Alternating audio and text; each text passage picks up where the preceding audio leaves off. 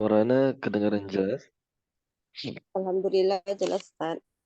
Barakallahu fiik Ustaz Asmani dan Naam, kita mulai insyaallah taala kajian kita pada pagi ini insyaallah.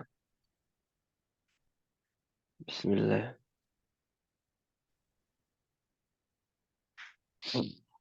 Eh,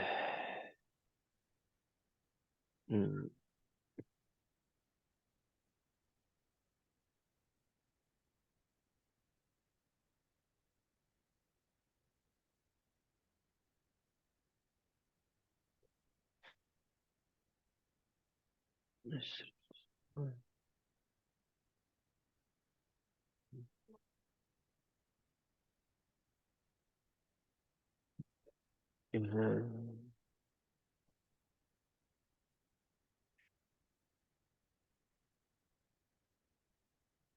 Naam.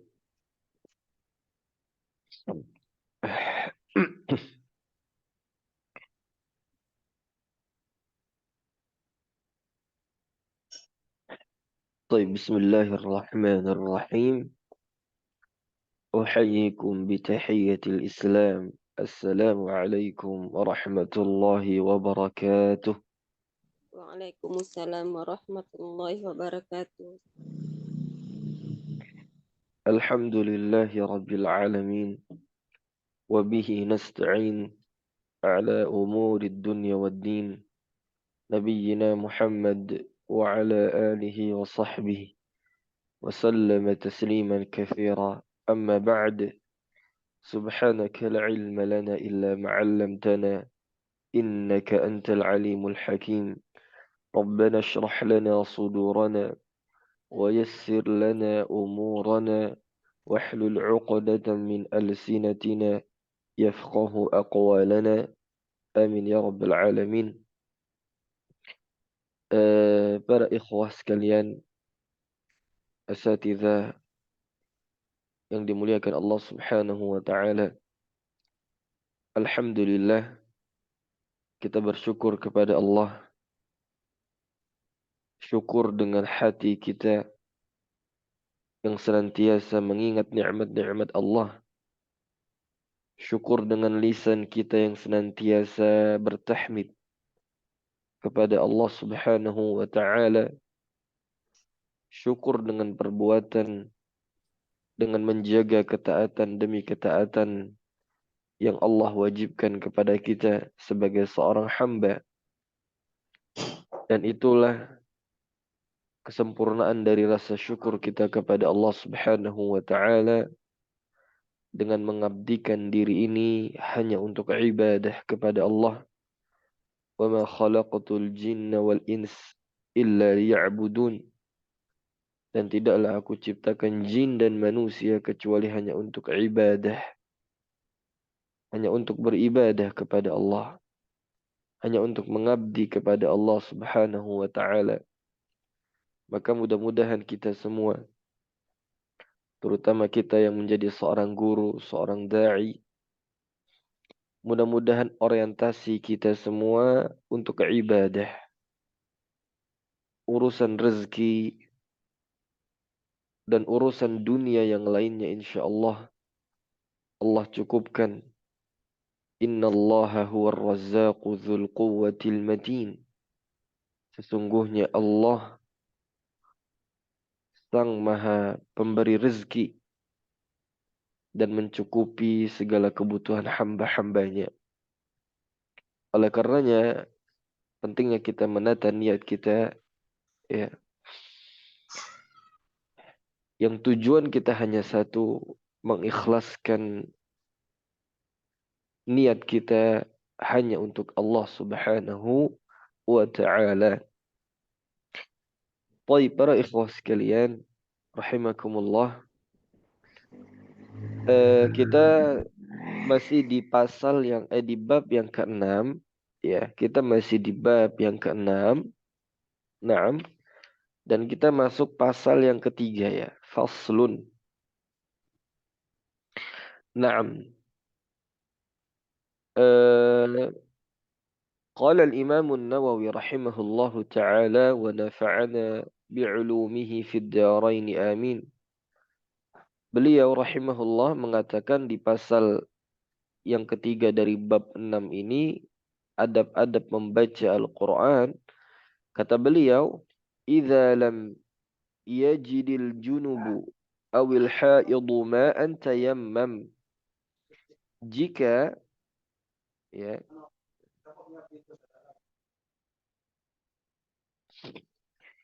jika seseorang yang sedang haid ya atau yang sedang junub tidak mendapatkan air, maka dia bertayamum. Sebagaimana firman Allah Subhanahu wa taala di surat An-Nisa ya, "Falam tajidu ma'an fatayammamu sa'idan thayyiba." Maka jika kalian tidak menemukan air, maka bertayamumlah dengan debu yang baik, yang bersih. Naam. Jadi ikhwah sekalian, nah ini masih hukum tentang adab ya membaca Al-Quran. Nah karena membaca Quran itu merupakan ibadah, termasuk di pembahasan yang lalu di pasal sebelumnya kita menjelaskan ya akan kemakruhan seseorang yang membaca Al-Quran ketika dia junub atau haid atau nifas. Nah, di sini Al-Imam Nawawi rahimahullah menjelaskan apabila seseorang itu sedang junub atau haid atau nifas, dia tidak mendapatkan air, maka solusinya dia bertayamum. Wa yubahu lahul qira'atu was-salatu wa ghairuhuma. Dan dibolehkan bagi dia setelah dia bertayamum untuk membaca Al-Quran dan salat dan ibadah-ibadah yang lainnya. Naam. Lalu fa'in ahdatha harumat alaihi as-salah wa lam tahrum alaihi al-qira'atu wal julusu fil masjidi wa ghairuhuma mimma la yahrumu 'ala al-muhdits kama idza ightasala thumma ahdath. Naam. Nah ini poin penting ya yang harus kita pahami bersama ini. Nah, baik. Al-Imam Nawawi mengatakan, kita ulang sekali lagi kalimatnya. Ini para asatidzah dan ikhwah sekalian, bab ini menjelaskan tentang hukum orang yang sedang junub atau haid atau sedang nifas nggak dapat air, maka solusinya tayamum. Jadi ini bab menjelaskan tentang hukum tayamum. Nah, kata Imam Nawawi tadi beliau sebutkan bahwa orang kalau sudah tayamum, dia sudah boleh baca Quran, dia sudah boleh salat, dan dia sudah boleh melakukan ibadah-ibadah yang lainnya. Tapi kalau dia berhadas lagi, nah yang dimaksudkan di sini adalah hadas al-asghar, hadas kecil. Nah, Anda ingin bedakan, hadas besar sama hadas kecil itu kan dibedakan dari apa? Kata para ulama, hadas akbar itu ma yujibul ghusli. Ya, ma yujibul ghuslu. Ya. Adapun hadas asghar ma yujibul wudu. Jadi hadas akbar itu yang mewajibkan dia untuk mandi. Ya. Nah, ini kategori hadas akbar. Adapun kategori hadas asghar ma yujibul wudu, yang diwajibkan untuk apa? Wudu. Jadi ketika seseorang itu batal atau kita sebut dengan hadas asghar, nah maka dia nggak perlu mandi. Nah maka dia hanya perlu apa? Wudu. Nah ini perbedaan hadas akbar sama hadas asghar. Kalau akbar dia harus mandi, ya. Kalau hadas asghar tidak diharuskan mandi, dia hanya untuk apa? Boleh berwudu saja. Naam. Taib. Fa'in ahdath, maka kata Imam Nawawi, kalau orang sudah tayamum nih, kan dia sudah boleh sholat, baca Quran, dan yang lain.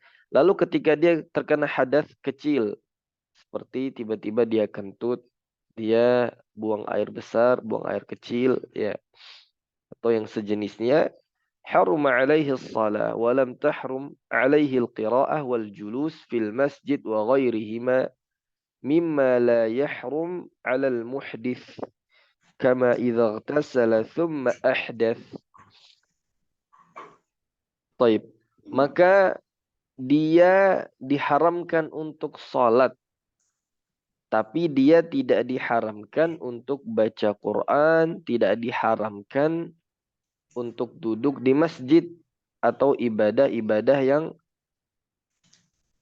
semisalnya. Naam. Sebagaimana ya, itu tidak diharamkan bagi orang yang berhadas kecil. Naam, seperti kalau orang sudah mandi junub ya, lalu dia batal, maka apa yang dia lakukan? Ya dia tinggal wudhu lagi. Adapun sholat dia nggak boleh. Tapi kalau baca Quran boleh. Sebagaimana yang telah kita jelaskan. Nah, jadi asatidzah ini paham ya insya Allah ya. Penjelasan Al-Imam Nawawi ini penting untuk dipahami bersama ya. Nah, jadi kata beliau, anak ulang sekali lagi tanpa kita membacakan apa namanya penjelasan beliau. Intinya Imam Nawawi bilang, orang kalau tidak ketemu air, ya. Jadi yang perlu Anda sampaikan, kalau misalnya orang itu boleh tayamum kan betul-betul ketika dia tidak mendapatkan air sama sekali. Ya. Jadi orang itu dibolehkan tayamum ketika betul-betul tidak ada air di sekitar dia. Nah, atau misalnya ada air, tapi ketika dia pakai air tersebut akan membahayakan dirinya. Ini juga dia dibolehkan untuk bertayamum. Maka seseorang nggak boleh tayamum kecuali karena dua faktor ini. Yang pertama tadi, betul-betul dia nggak dapat air sama sekali. Kalau masih ada sedikit, maka ya nggak boleh dia bertayamum. Harus tetap pakai air, walaupun airnya cuma sedikit. Misalnya di pesawat, ya, atau misalnya kita sedang di perjalanan di kereta. Anda rasa sekarang insya Allah semua fasilitas mobilisasi pasti ada air insya Allah. Ya, hatta bis pun sekarang sudah ada toiletnya. Bahkan kita pun bisa beli air untuk apa? Untuk berwudu. Nah, jadi jangan langsung tergesa-gesa ketika nggak ada air di sekitar kita tanpa kita berusaha mencarinya lalu kita langsung berhujjah untuk tayamum. Ini nggak boleh. Yang nggak sah tayamum kita sampai syarat ini terpenuhi. Ya. Atau yang kedua, ya karena ketika dia pakai air akan membahayakan dirinya. Misalnya, ya air itu ada di wilayah musuh misalnya. Ketika dia ambil itu air akan dibunuh dia. Ini nggak bisa. Atau ketika dia sedang terkena penyakit, ya, atau ada luka di wilayah atau daerah-daerah tempat wudhu atau yang mengharuskan dia mandi, naam, maka dia dibolehkan untuk bertayamum. Nah, tayamum ini bukan seperti orang mandi ya. Nah, tapi tayamum ini seperti apa yang dijelaskan di apa nama tata cara tayamum ya seperti wudhu ya walaupun tidak sempurna ya. Nah, baik ini perlu dipahami. Nah, maka kata Al-Imam Nawawi kalau orang misalnya nggak dapat air yang sudah kita sebutkan tadi, ya sedangkan dia sedang hadas akbar ya, junub, haid atau nifas, apa yang dia lakukan? Dia boleh bertayamum. Kalau sudah selesai tayamum ya dia boleh baca Quran, boleh sholat dan melakukan ibadah-ibadah yang lainnya. Tapi ketika dia berhadas kecil, ya yang dilarang itu cuman sholat aja. Adapun baca Quran, duduk di masjid atau yang semisalnya itu tidak dilarang. Ya, sebagaimana itu tidak dilarang bagi orang yang terkena hadas kecil, gitu. Nah, dan seperti orang yang kalau sudah mandi, ya sudah mandi, lalu dia terkena hadas. Nah, misal kita junub atau haid atau nifas, kita sudah mandi, nah, lalu tiba-tiba kita buang angin misalnya. Nah, maka baca Quran itu nggak diharamkan. Duduk di masjid juga nggak diharamkan. Yang diharamkan itu kalau kita lagi junub atau lagi haid atau nifas. Wallahu a'lam. Lalu Al-Imam Nawawi rahimahullah menjelaskan, wa hadza mimma yus'alu anhu wa yustaghrab. Dan ini ya termasuk hal yang sangat sering ditanyakan, tapi ini aneh gitu. Pertanyaannya aneh, ya. Misalnya kata ditanyakan, ya, junubun yumna'u minas shalah. Orang yang junub itu kan dilarang untuk sholat. Wala yumna'u min qira'atil Qur'an wal julusi fil masjid min ghairi darurah. Kaifa suratuhu fahadhihi suratuh. Naam. Kata Imam Nawawi, ya, ada orang yang junub kan itu dilarang untuk mengerjakan sholat. Namun tidak dilarang membaca Al-Quran dan duduk-duduk di masjid tanpa keperluan. Maka gimana hukumnya? Ya, jawabannya seperti yang sudah kita jelaskan. Ya, jelas kalau junub dia nggak boleh baca Quran, nggak boleh duduk di masjid dan yang lainnya. Nah, kecuali dia sudah mandi, nah, maka dia sudah boleh baca Quran, dia sudah boleh duduk di masjid. Lalu kalau dia batal, yang tidak dibolehkan itu sholatnya, tapi dia boleh baca Quran, boleh tetap duduk di masjid. Jadi pertanyaan seperti ini kata Imam Nawawi aneh gitu. Jadi orang junub nggak boleh sholat, tapi juga nggak boleh apa? Tapi tidak dilarang untuk baca Quran dan duduk-duduk di masjid tanpa keperluan atau hajah yang penting. Baik, kita lanjutkan. ثم لا فرق فيما ذكرناه بين تيمم الجنوب في الحضر والسفر. Sebagaimana ulama bermazhab Syafi'i ya mengatakan ya bahwa orang yang junub yang sedang muqim bila bertayamum maka boleh baginya melaksanakan salat ya. Jadi enggak ada bedanya naam orang yang tayamum, hukum orang yang bertayamum ya, baik dalam keadaan orang yang bertayamum karena sebab junub atau haid dan nifas, baik sedang mukim atau sedang safar. Nah, hukumnya sama saja. Jadi nggak ada bedanya orang yang lagi safar atau orang yang sedang bermukim, yang menetap, ya ketika dia nggak dapat air, ya maka dia bertayamum dan hukumnya sama. Ya, kalau dia sudah suci, dia boleh salat, dia boleh baca Quran, ya dia boleh duduk di masjid misalnya kalau dia ketemu masjid ya. Tapi ketika dia kena hadas kecil lagi, ya dia cukup ngulang tayamumnya. Naam untuk sholat, tapi ketika dia nggak tayamum, dia tetap boleh baca Quran dan yang lainnya. Naam.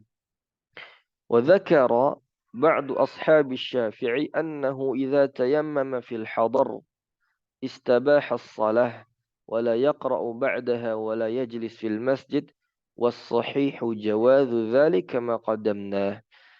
Nah, tapi sebagian ulama Syafi'i menjelaskan apabila orang tayamum ya dalam kondisi mukim maka dia dibolehkan sholat tapi tidak dibolehkan baca Quran.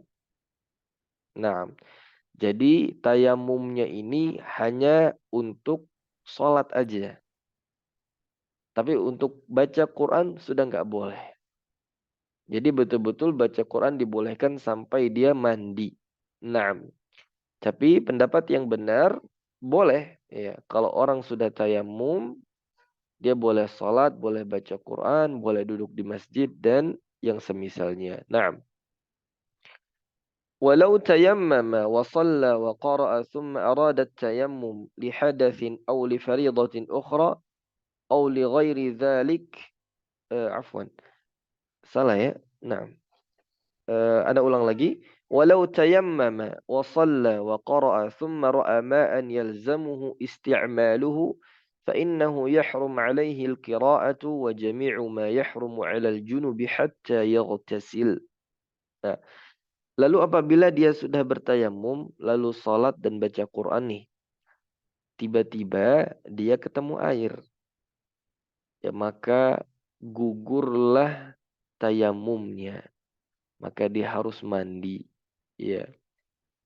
Setelah dia temukan air, maka setelah saat itu juga dia haram baca Quran dan juga diharamkan atas apa-apa yang diharamkan bagi orang yang junub atau haid dan nifas sampai dia mandi.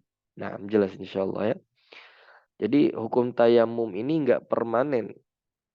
Ya, hukum bertayamum tidak permanen sampai apa namanya? Ketika dia sudah ketemu air, ya maka gugur tayamumnya. Baik. Walau tayammama wa shalla wa qara'a thumma arada at-tayammum li hadathin aw li faridatin ukhra aw li ghairi dhalik fa innahu la yahrumu alayhi al-qira'ah 'ala al-madhhab as-sahih al-mukhtar wa fihi wajhun li ba'd ashab asy-Syafi'i annahu la yajuz wal ma'ruf al-awwal. Naam.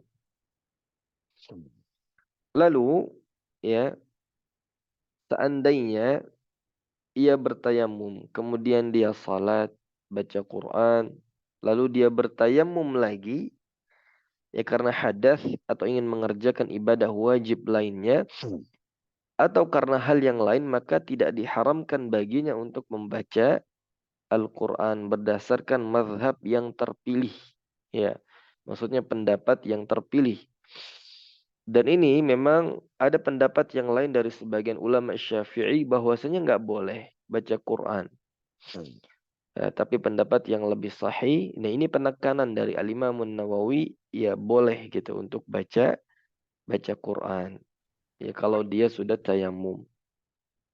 Amma idza lam yajid al-junubu ma'an wala turaban fa innahu yusalli. Naam. Afwan. فإنه يصلي لحرمة الوقت على حسب حاله ويحرم عليه القراءة خارج الصلاة ويحرم عليه أن يقرأ في الصلاة ما زاد على الفاتحة وهل تحرم عليه قراءة الفاتحة فيه وجهان. نعم. Lalu ya, jika ada orang yang junub tidak menemukan air dan juga tidak menemukan debu sama sekali. Ya, misalnya, jadi kita ke suatu tempat yang mungkin nggak ada debu, naam, lalu nggak ada air sama sekali. Fa innahu yusalli, ya, li hurmatil waqti ala hasabi halih. Maka dia tetap salat.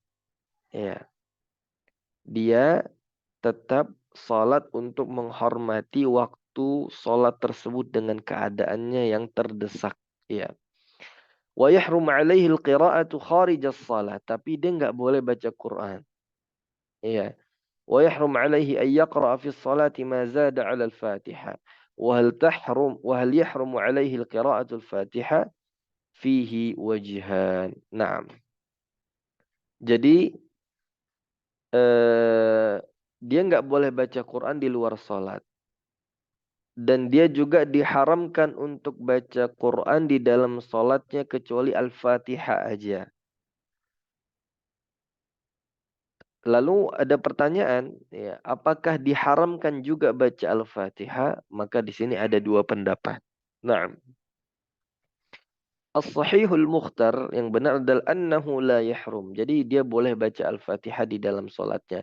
Bal yajib, bahkan itu wajib. Fa inna salata la tasihhu illa biha. Karena salat nggak akan sah kecuali dengan baca Al-Fatihah, rukun Al-Fatihah. Wa kama jazatis salatu lid-darurati ma'al janabati tajuzul qira'ah. Sebagaimana seseorang itu dibolehkan salat ya dalam keadaan darurat ya. Naam. Sedangkan dia sedang junub ya. Naam, wallahu taala a'lam. Ini pendapat yang pertama. Watsani, ya pendapat yang kedua. Jadi pendapat yang pertama itu tidak diharamkan ya. Bahkan ini wajib karena salat kita nggak akan sah kecuali dengan Al-Fatihah. Ya, sebagaimana bolehnya salat bagi orang yang junub dalam kondisi darurat ya. Nah, hal ini menunjukkan seseorang itu boleh untuk membaca Al-Quran sedangkan dia junub. Lalu pendapat yang kedua, la yajuz bal ya'ti bil adhkari allati ya'ti biha al-ajizu allati la yahfazu syai'an min al-Quran. Lianna hadha ajizun syar'an. Fasara kal'ajizi hissan was-sawabul awwal. Nah, pendapat yang kedua ini, sebagian ulama Syafi'i mengatakan tidak boleh. Yang dibolehkan itu ia membaca zikir-zikir yang dibaca oleh orang-orang yang tidak bisa menghafal sedikit pun dari Al-Quranul Karim. Ya, karena dalam keadaan seperti ini dia sedang uzur, ya, uzurnya syar'i. Ya, maka ini juga diapakan? Disamakan hukumnya seperti uzur syar'i orang yang betul-betul dia nggak bisa baca Quran, nggak bisa hafal satu ayat pun. Lalu apa yang dia baca? Ya, dia baca zikir aja. Nah, sebagaimana misal orang-orang yang baru masuk Islam, ya, orang-orang mu'allaf, dia kan belum bisa baca Al-Fatihah, nggak bisa baca surat-surat pendek, dia belum hafal. Apa yang dia baca dalam sholatnya, dia baca zikir aja sudah. Nah, tentunya ada penjelasan dalam masalah ini. Allah Ta'ala alam, tapi yang benar yang pertama. Ya. Jadi, ada silang pendapat para ulama apakah dia boleh membaca Al-Fatihah dan surat yang lain? Ya kalau surat yang lain itu nggak boleh. Tapi pertanyaannya apakah Al-Fatihah juga nggak boleh? Jawabannya Al-Fatihah boleh. Nah, dan ini pendapat yang lebih kuat. وَهَذِهِ الْفُرُوعُ الَّتِي ذَكَرْتُهَا يُحْتَاجُ إِلَيْهَا فَلِهَذَا أَشَرْتُ إِلَيْهَا بِأَوْجَزِ الْعِبَارَاتِ وَإِلَّا فَلَهَا أَدِلَّةٌ وتتمات كثيرة معروفة في كتب الفقه والله تعالى أعلم. Maka kata beliau, ya perbedaan-perbedaan atau hukum-hukum ya yang sudah disebutkan oleh beliau ini sangat-sangat dibutuhkan untuk dijelaskan. Ya, makanya ya beliau sebutkan ini dengan penjelasan yang ringkas. Ya, dengan menyebutkan dalil-dalil yang apa namanya beliau rangkum. Dan sebenarnya penjelasan ini cukup banyak ya dan panjang dan ini disebutkan di dalam kitab-kitab fiqih. Wallahu taala a'lam.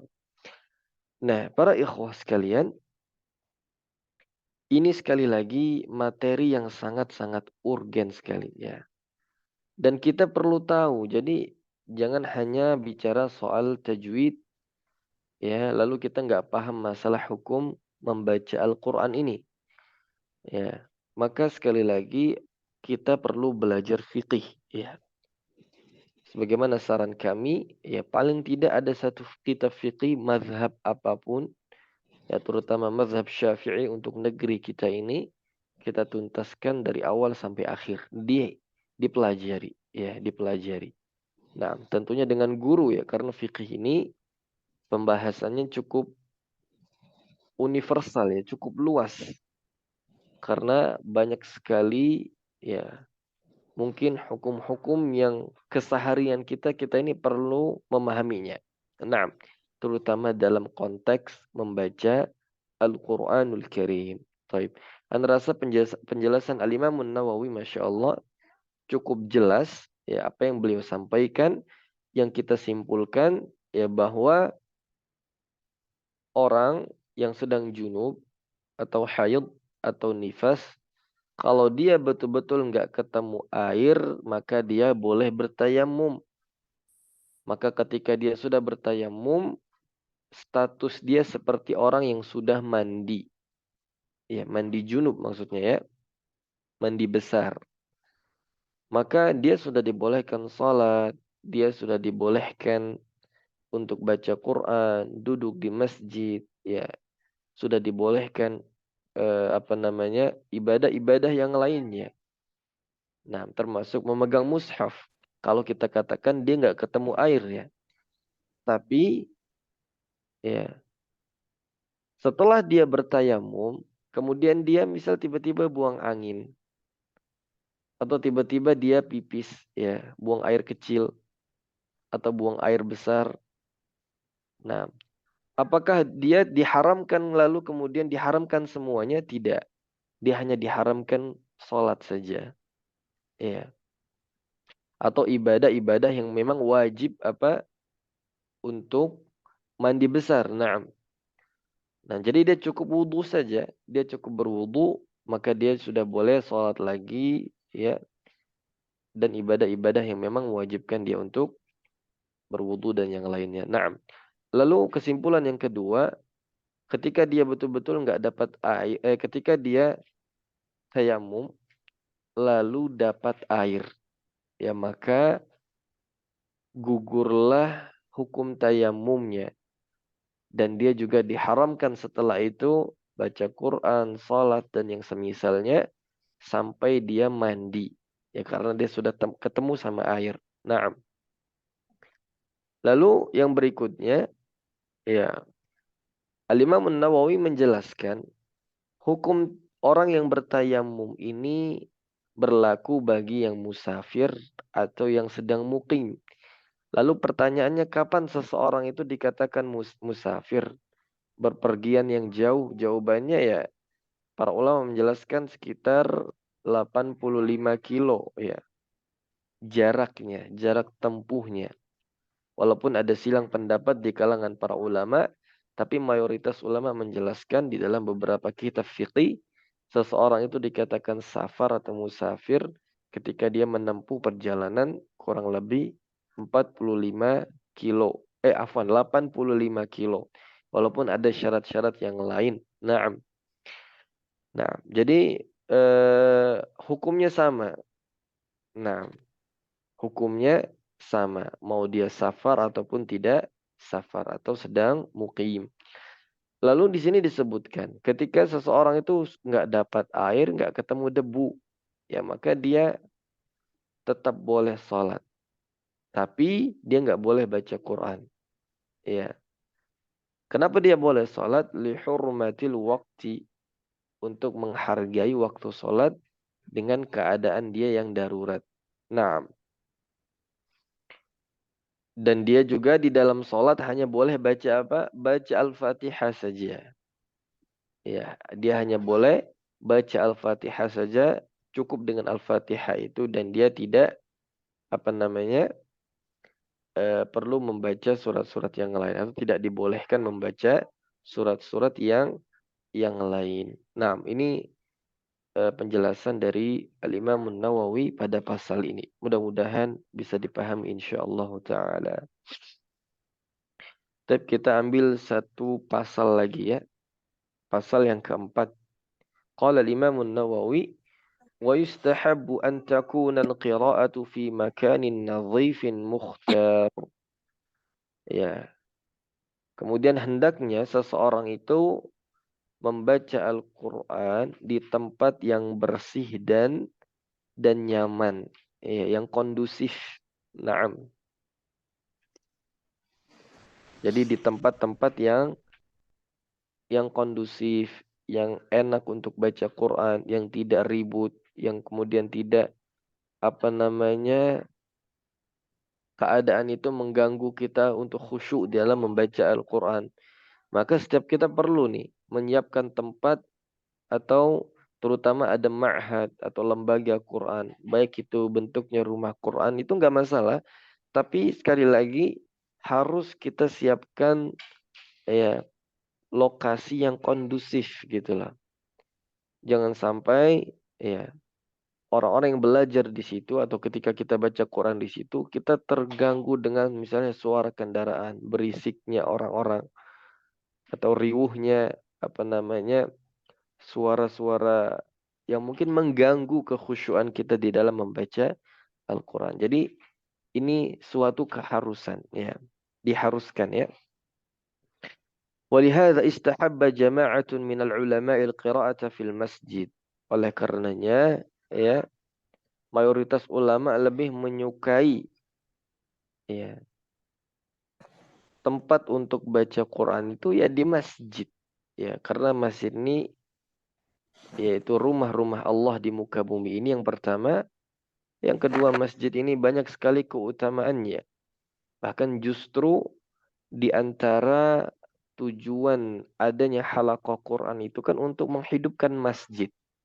Nah, ini menarik para asatidzah dan ikhwah sekalian. Jadi, kalau bisa ya lembaga Quran apapun dimanapun kalau bisa ada ruang musola. Lebih bagus lagi masjid ya.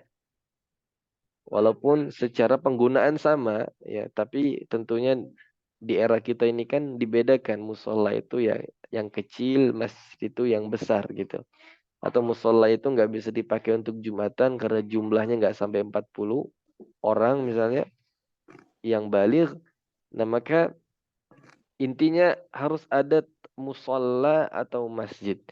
Nah kami temukan secara pribadi kami banyak lembaga Quran atau rumah Quran terutama nggak ada masjid di kamar itu tempat halaqah, di situ juga tempat tidur, tempat makan. Akhirnya apa? Ruangan itu tidak kondusif, kotor. Apa namanya? eh apa namanya? Udaranya, siklus udaranya nggak bagus begitu. Nah, ini perlu diperhatikan. Nah, justru berharap ya kita ini menghidupkan halaqah-halaqah Quran atau tempat belajar Quran itu upayakan di masjid. Nah, ya karena banyak sekali keutamaan masjid ini. Pertama kita memakmurkan, naam, lalu kita tahu masjid ini adalah rumah Allah Subhanahu wa taala di muka bumi ini dan juga keutamaan orang yang dekat dengan masjid itu banyak sekali. Maka di antaranya Allah Subhanahu wa taala atau Nabi sallallahu alaihi wasallam bersabda, ada 7 golongan yang akan dinaungi oleh Allah, tidak ada naungan kecuali naungan Allah. Di antaranya kata Rasul sallallahu alaihi wasallam, rajulun qalbuhu mu'allaqun bil masajid atau bil masjid. Seseorang yang hatinya senantiasa terpaut dengan masjid. Nah, jadi ini ada keutamaan tersendiri gitu. Dan kita juga bisa melakukan ibadah-ibadah sunnah yang lain yang ada pahalanya, di antaranya apa? Salat tahiyatul masjid misalnya. Dan banyak sekali keutamaan dan keberkahan di dalam masjid ini. Nah, jadi upayakan kegiatan Quran itu atau halaqah-halaqah Quran ini di masjid. Nah, dan ini sudah menjadi tradisi ulama kita salafun salih. Likaunihi jami'an lin-nadhafati wa syarafil buq'ah. Nah, Al-Imam An-Nawawi mengatakan ya, karena masjid itu bersih secara umum, ya tempatnya pasti bersih dan merupakan tempat yang sangat mulia. Buq'ah ya, tempat yang sangat mulia. Wa muhassilan li fadilatin ukhra, dan kita akan mendapatkan banyak keutamaan-keutamaan yang lain di dalam masjid. Wahyal i'tikaf, Masya Allah. Di antaranya apa? I'tikaf. Nah, jadi seseorang itu bisa beriktikaf ketika hendak dia masuk masjid.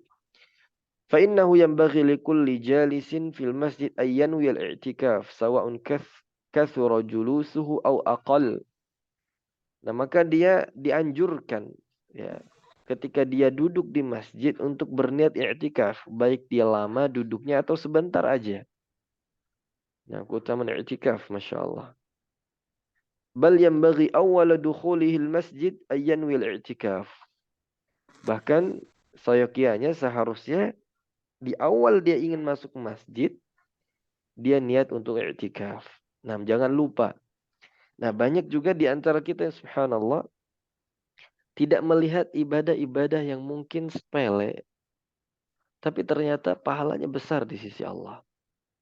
Atau banyak orang yang niatnya itu sederhana banget gitu. Padahal ketika dia di masjid, ya dia bisa niat untuk i'tikaf. Ya, dia bisa sholat tahiyatul masjid. Nah, kemudian dia beribadah di situ, dia baca Quran. Jadi sempurna ini, masya Allah. Jadi jangan cuma datang ke masjid ya untuk baca Quran aja gitu, tapi digabungkan ibadah-ibadah atau niat-niat yang lain agar kita mendapatkan keutamaan yang lebih. Keberkahannya banyak. Naam. Wa hadzal adabu yanbaghi an yu'tana bihi wa yusha'a dzikruhu. Naam. Al-Imam Nawawi mengatakan hal yang seperti ini harusnya diperhatikan dan disampaikan, ya. Wa ya'rifahu as-sighar wal 'awam fa innahu mimma yughfalu anhu. Nah, kata Imam Nawawi, ini harus disiarkan, disampaikan kepada murid-murid kita. Nah, ini guru-guru halaqah Quran yang ada di masjid-masjid atau musola, kita bisa niatkan itu sama keutamaannya. Naam, dan kita sampaikan kepada anak-anak yang kecil ataupun orang-orang yang awam atau orang-orang yang nggak tahu, disampaikan. Ya. Jadi untuk menambah fadilah-fadilah yang lain dari keutamaan ibadah yang lain, dan ini banyak sekali dilalaikan oleh kita. Ya, kita suka lalai. Ya, padahal keutamaan masjid ini luar biasa. Naam. Baik, selanjutnya kita lanjutkan sedikit ya. Wa ammal qira'atu fil hammam, ya, lalu ini dijelaskan, ya. Adapun hukum membaca Al-Qur'an di kamar mandi atau di toilet, faqad ikhtalafa as-salaf fi karahatiha. Maka ulama salaf berikhtilaf akan kemakruhan hukumnya. Faqala ashabuna, ya, maka berkata ulama-ulama Syafi'i, ya, la tukrah, dia enggak makruh. Wa naqalahu al-Imam al-Mujma' ala jalalatihi Abu Bakr ibn al-Munzir fil Ishraf an Ibrahim an-Nakhai wa Malik wa huwa qawlu Ata'in. Dan ini, pendapat ini, ya, dinukilkan dari Imam Abu Bakar Ibnul Munzir, dari Ibrahim An-Nakhai dan Malik, dan ini juga perkataan Atha. Ya, ini semuanya ulama di kalangan tabi'in. Wa dhahaba ila karahatihi jama'at. Tapi juga ada pendapat yang memakruhkannya. Ini banyak ya. Minhum Ali bin Abi Thalib. Di antaranya Ali bin Abi Thalib memakruhkan hukum orang yang membaca Quran di kamar mandi. Rawahu anhu Ibnu Abi Dawud, yang diriwayatkan darinya Abu Dawud. Wa hakahu Ibnul Munzir an jama'atin minat tabi'in. Dan juga ini disebutkan oleh Ibnul Munzir bahwa sekelompok orang, para tabi'in, ulama tabi'in, mereka memakruhkannya. Minhum Abu Wa'il Syaqiqun Ibnu Salamah. Di antaranya Abu Wa'il, Syaqiq ibnu Salama, Wasya'bi, Al-Imam Asy-Sya'bi, wal Hasan al-Basri, Hasan al-Basri, kemudian Makhul, ya, wa Qabisah ibnu Zu'aib, wa rawainahu aidan an Ibrahim an-Nakhai, wa hakahu ashabuna an Abi Hanifah. Ya, dan juga di pendapat yang lain, ya, Ibrahim an-Nakhai juga mengatakan makruh. Ya. Dan ini sebagaimana dijelaskan oleh Abu Hanifah. Naam. Radhiyallahu anhum. Qala Asy-Sya'bi, ya, berkata Al-Imam Asy-Sya'bi, tukrahu qira'atul Qur'an fi thalathati mawadhi'. Ya. Al-Imam Asy-Sya'bi mengatakan dimakruhkan seseorang itu membaca Quran di 3 tempat. Nah, fil hammamat, di toilet, wal hushush, Ya, khusyush ini na'am intinya ya tempat-tempat pembuangan gitu ya, yang kotor. Na'am. Jadi kalau bahasa Indonesianya kakus. Jadi kayak tempat-tempat pembuangan gitu ya. Jadi kalau toilet itu kan tempat yang memang sudah ditempatkan di tempatnya. Kalau kakus ini ya seperti eh, tempat pipis atau buang air kecil, buang air besar, tapi di tempat yang mungkin di pinggir jalan dan seterusnya. Ini nggak boleh. Naam. Wa baitir raha wa hiya tadurun. Iya. Iya. Wa baitir raha wa hiya tadurun. Dan tempat penggilingan yang tengah yang sedang bekerja atau beroperasi. Naam. Jadi kayak penggilingan daging ya, atau yang sejenisnya yang memang tempat itu kotor. Ya, tempat itu enggak layak untuk apa? Untuk baca Quran ya. Wallahu taala alam. Wa an Abi Maisarah qala, Naam, dari Abi Maisarah ia berkata, la yuzkarullahu taala illa fi makanin tayyib. Wallahu a'lam. Allah itu kita ini nggak boleh berzikir kepada Allah kecuali di tempat-tempat yang baik. Naam. وأما القراءة في الطريق فالمختار أنها جائزة غير مكروهة إذا لم يلتهي صاحبها فإن فإن التهى عنها كرهت كما كره النبي صلى الله عليه وسلم القراءة للناعس مخافة من الغلط. وروى أبو داود عن أبي الدرداء رضي الله عنه أنه كان يقرأ في الطريق. وعن عمر ibn Abdul Aziz rahimahullah annahu adzina fiha. Baik, jadi asatidzah di sini lalu dijelaskan apa hukum orang yang ngaji di jalan ya gitu ya. Nah, misal kita lagi berkendara, apalagi subhanallah zaman kita ini eh, zaman kita ini para ikhwah sekalian, zaman di mana kita ini banyak menghabiskan waktu itu di mobilisasi, di kendaraan. Ya. Dan subhanallah, setiap kita ini bisa memanfaatkan waktu-waktu tersebut untuk berzikir, membaca Quran di antaranya. Atau di kegiatan-kegiatan yang bermanfaat yang lainnya. Banyak di antara kita subhanallah, misalnya dia menempuh perjalanan sekitar 1 jam, 2 jam, bahkan sampai ada yang 6 jam misalnya.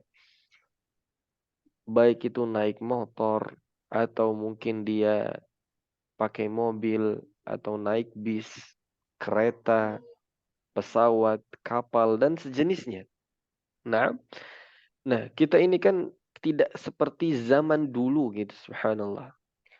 Kalau untuk bersafar atau berkendara jauh itu kan kondisinya sulit gitu. Ya, panas yang terik dan seterusnya. Kalau sekarang nih kita nih sudah nyaman, ya tidak perlu capek. Maka berharap sekali kita ini memanfaatkan waktu-waktu kita ketika kita sedang di perjalanan. Ya, bisa saja misalnya 1 jam dia bisa ngaji, ya dia bisa berzikir, memperbanyak zikirnya. Kemudian misalnya dia sedang safar di pesawat dan seterusnya, dia bisa memanfaatkan waktu itu untuk apa? Untuk baca Quran, untuk berzikir, mungkin baca buku atau hal-hal yang positif lain yang bermanfaat.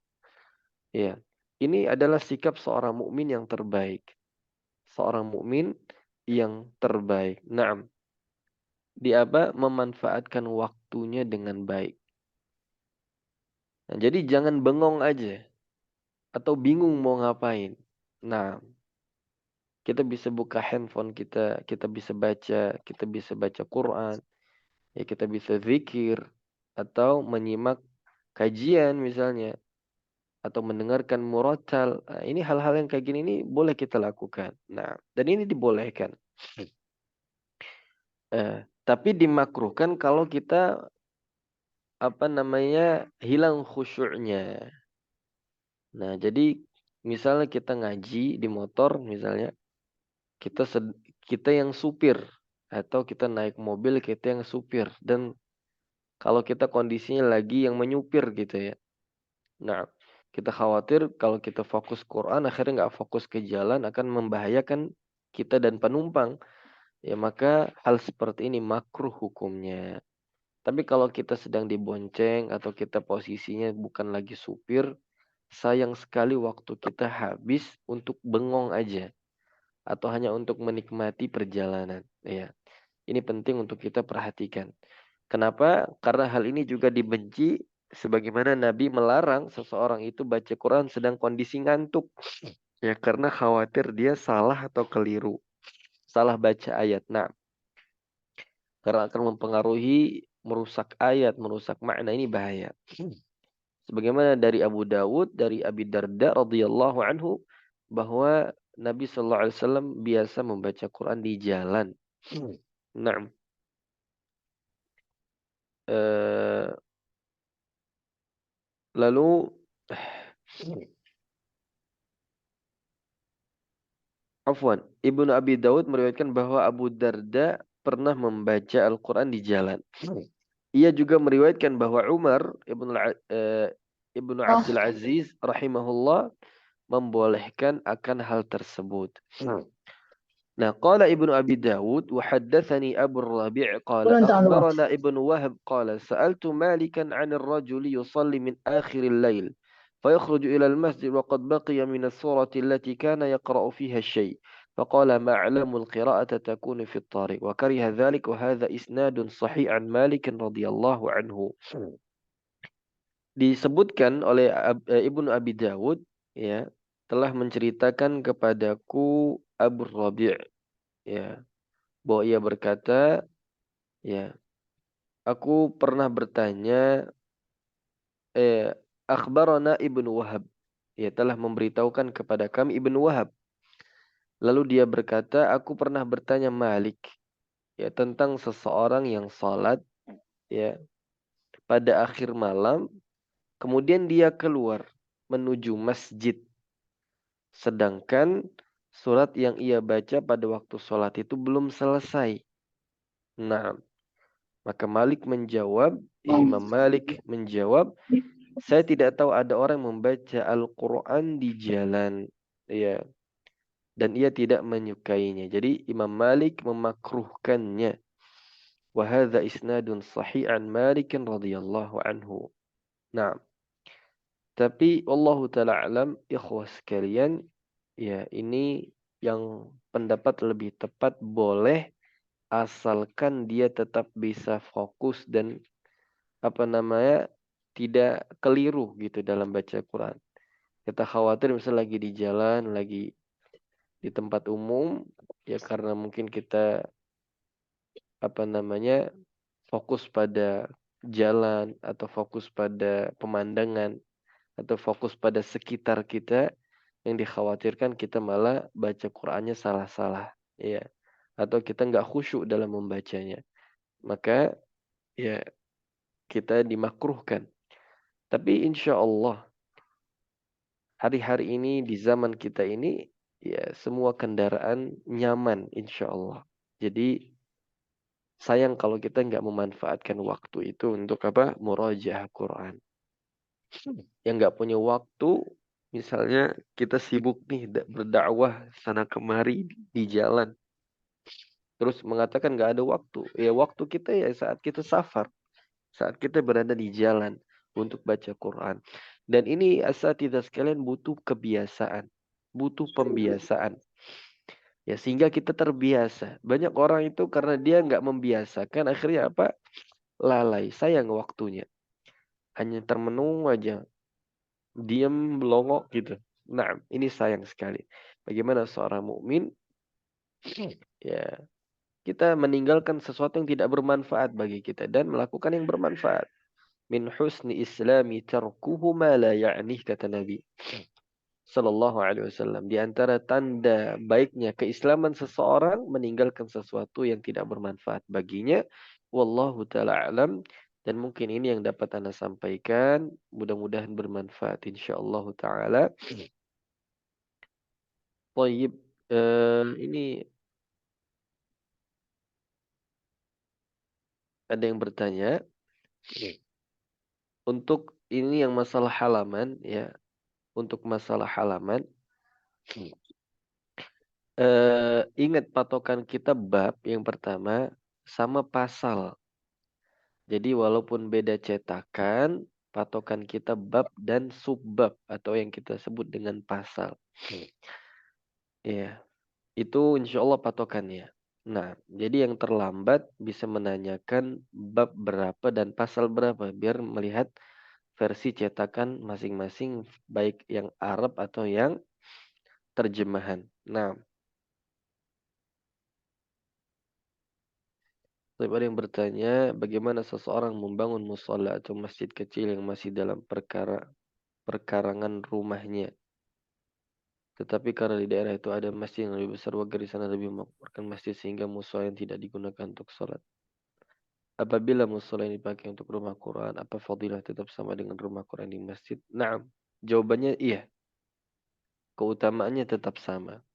Sampai seorang wanita pun yang di rumah, ya, dia kan dianjurkan atau afdalnya wanita itu sholatnya di rumah, bukan di masjid. Maka ketika dia menjadikan suatu tempat ya di rumahnya itu sebagai musola, maka keutamanya sebagaimana dia sholat di masjid atau di musola. Nah, baik, wallahu a'lam. Eh,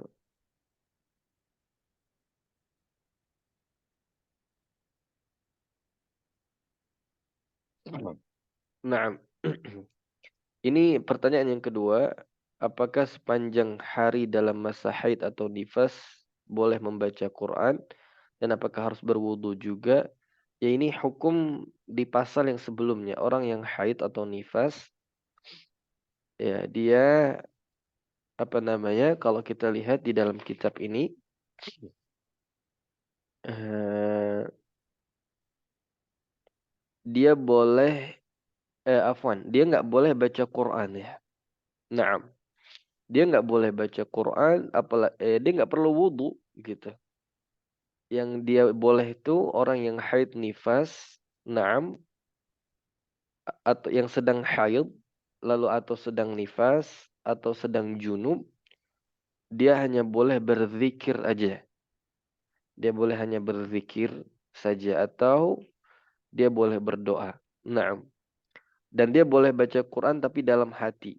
Nah, bukan dilafalkan. Walaupun lirih ini nggak boleh. Ya, tentunya dia nggak perlu wudhu karena juga dia baca Quran nggak boleh, sholat nggak boleh. Nah, adapun hukum yang kita jelaskan di sini di pasal ini, kalau dia sudah tayamum, nah, beda kalau sedang nifas, haid dan junub. Nah, Al-Quran seperti apa yang boleh dipegang oleh wanita yang sedang haid atau nifas? Untuk pembahasan dari soal yang nomor 2 ini, kita akan bahas di waktunya insya Allah di pasal-pasal yang berikutnya. Wallahu a'lam. Taib, mungkin itu saja insya Allah ya. Mudah-mudahan bermanfaat. Kita tutup dengan doa kafaratul majlis. Eh, sebentar ini.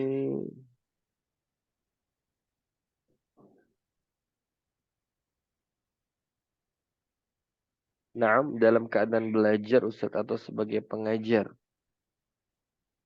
Dua-duanya nggak boleh. Dua-duanya nggak boleh. Dan nggak perlu wudhu. Ya. Karena memang dia juga wudhu nggak akan mensucikan orang yang haid nifas atau junub. Naam. Waalaikumsalam. Untuk batasan hammam maka apakah termasuk tempat wudhu? Eh, batasan kamar mandi. Ana kurang paham soal yang ini. Baik. Waalaikumsalam.